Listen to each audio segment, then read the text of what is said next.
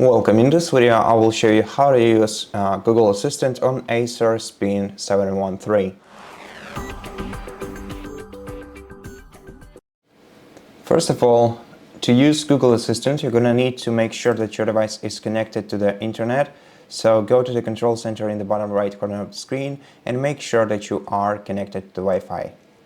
After that, open the launcher menu in the bottom left corner.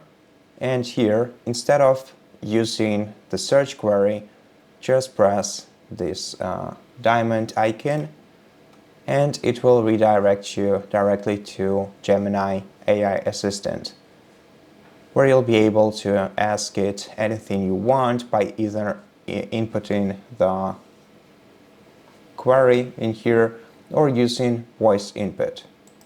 To use voice input, you'll also gonna have to allow using it while visiting this website.